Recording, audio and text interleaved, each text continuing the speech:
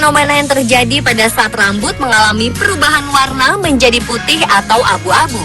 Sebagian besar orang menganggap uban identik dengan usia tua. Namun ada beberapa di sekitar kita yang masih muda tetapi sudah memiliki uban. Biasanya kemunculan si rambut putih ini yang membuat kesal, khawatir, dan membuat kurang percaya diri, terutama pada wanita. Sebelum melakukan langkah-langkah untuk mencegah atau menghilangkan uban, ada baiknya kita mengetahui fakta dan mitos seputar uban. Ada beberapa faktor yang menyebabkan pertumbuhan uban. Saat umur memasuki 40 tahun, rambut putih akan bermunculan karena pada masa itu pigmen rambut akan mulai berhenti secara perlahan untuk memproduksi warna.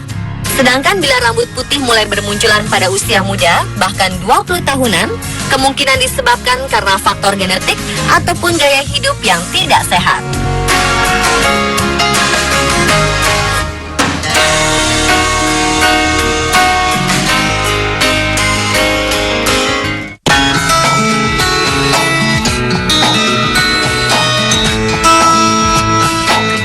Kepercayaan ini hanyalah mitos. Menurut penelitian dari ahli-ahli dermatologi dan dokter-dokter ternama di dunia menyatakan bahwa uban tumbuh dari folikel demi folikel.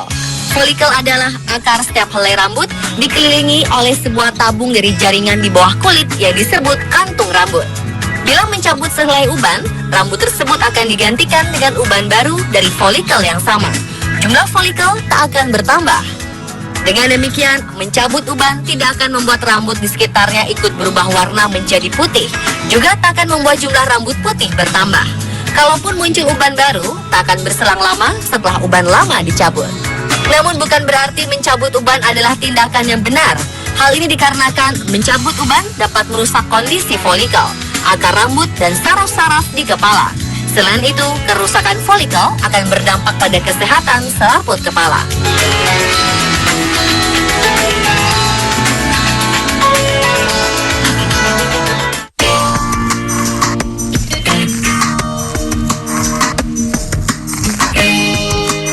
Banyak dari kita meyakini bahwa stres dapat membuat rambut seseorang memutih pada usia dini. Namun sampai saat ini, sulit untuk menyatakan dengan pasti bahwa faktor stres dapat menyebabkan rambut memutih. Stres memang bisa menyebabkan rambut rontok, tapi bukan jenis stres yang kita alami setiap hari. Ini adalah stres yang berat, seperti kehilangan orang tercinta, shock, guncangan batin, dan jenis kesedihan yang membuat hormon stres meningkat dan menyebabkan rambut rontok. Hal tersebut dapat mengurangi jumlah sel-sel melanin. Melanin adalah pigmen yang memberi warna pada rambut. Hal ini tidak langsung terjadi, melainkan secara tidak langsung dalam bentuk rantaian yang bersifat mempengaruhi hari demi hari.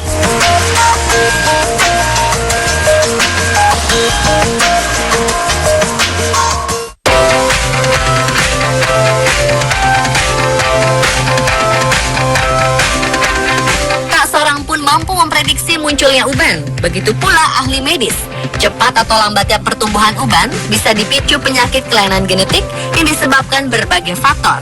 Uban tidak dapat dicegah, tetapi bisa diperlambat dengan menggunakan tonikum, moisturizing serum, dan ekstra nutrisi secara rutin dan intensif pada akar dan batang rambut.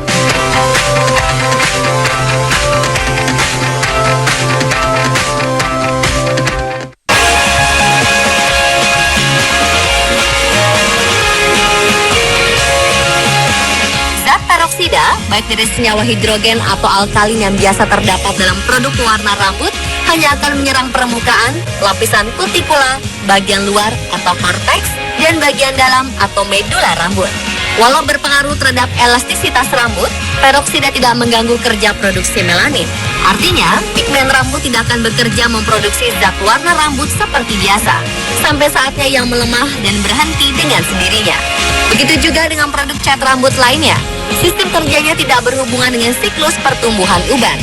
Sebaiknya semir uban 2 bulan sekali. Setelah 60 hari, akar rambut yang baru biasanya akan mulai terlihat mata. Jika mengganggu penampilan, lakukan pewarnaan secara berkala. Periode ini juga berguna untuk memberi jeda pada permukaan kulit supaya kondisi akar rambut kembali normal.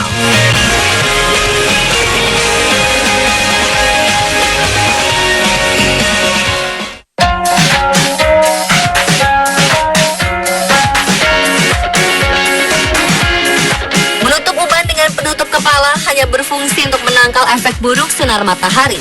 Uban tidak akan menjadi lebih buruk atau bertambah banyak, namun warna rambut perlahan-lahan akan memudar. Jadi, ini hanya mitos.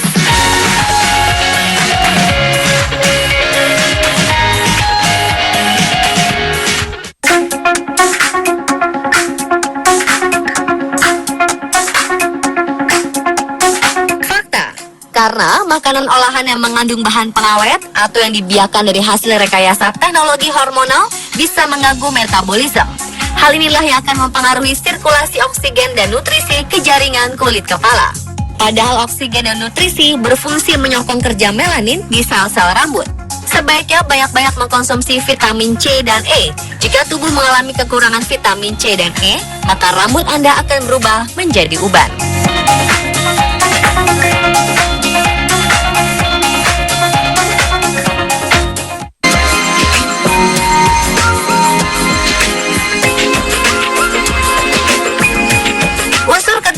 Genetik yang beruban akan cepat tumbuh uban dibandingkan orang lain yang seusianya. Bila salah satu atau kedua orang tua mengalami rambut beruban pada usia muda, maka hal tersebut akan diturunkan kepada anaknya. Sebagai perbandingan, orang kulit putih pada umumnya mulai beruban di usia awal 30-an, orang Asia di akhir 30-an, dan orang Afrika di pertengahan 40-an. Laki-laki akan lebih cepat beruban daripada perempuan. Uban pada laki-laki biasanya muncul di sekitar usia 30 tahun dan usia 35 tahun pada perempuan. Separuh dari orang yang berusia 50 tahun sudah memiliki jumlah uban yang signifikan. Dapat ditarik kesimpulan bahwa dalam keadaan normal, artinya tanpa pengaruh penyakit, usia munculnya uban ditentukan secara genetik.